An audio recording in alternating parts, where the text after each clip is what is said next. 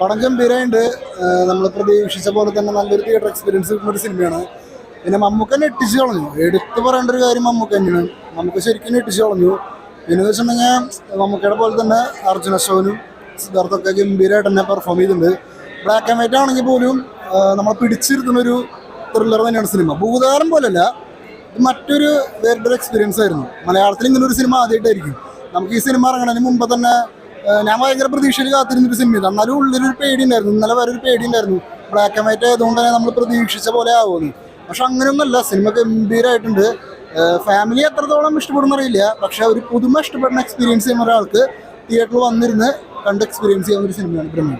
ഈ നമ്മൾ ശ്വാസം അടക്കി പിടിച്ചിരുന്ന ഈ സിനിമ കണ്ടത്, അതായത് ഇന്നേ വരെ കണ്ടില്ലാത്തൊരു മേക്കിംഗ് ആയാലും മമ്മൂക്കായ്ക്ക് പിന്നെ അഭിനയം മൂത്ത് ഭ്രാന്തായി പോകുന്നു തന്നെ പറയാം. അത് വിട്ടേരെ സിദ്ധാർത്ഥ ഭരതനും മനീഷ് അശോകനും ചെയ്ത വേഷം എന്ന് വെച്ച് കഴിഞ്ഞാൽ അവരൊക്കെ career best.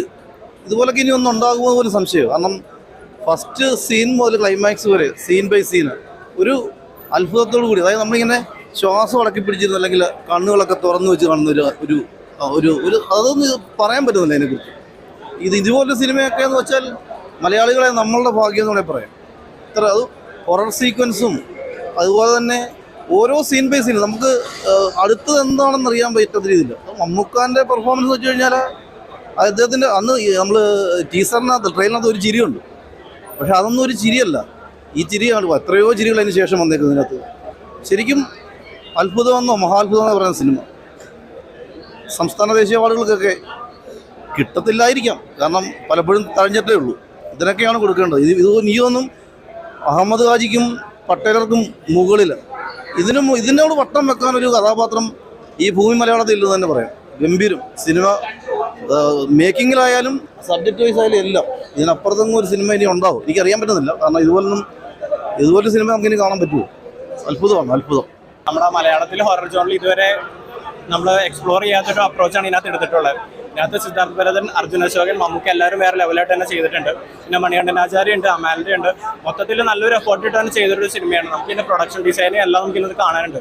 Black and white ആണെന്ന് പറഞ്ഞ് നമ്മൾ രണ്ടാമതൊന്നും ആലോചിക്കേണ്ട കാര്യമില്ല. കാരണം ഫുൾ അത് അങ്ങനെ തന്നെ ചെയ്യേണ്ടിരുന്ന സിനിമയാണ്. നല്ല ക്വാളിറ്റിയിൽ നല്ല അടിപൊളി രീതിയിൽ എടുത്ത് വെച്ചിട്ടുണ്ട്.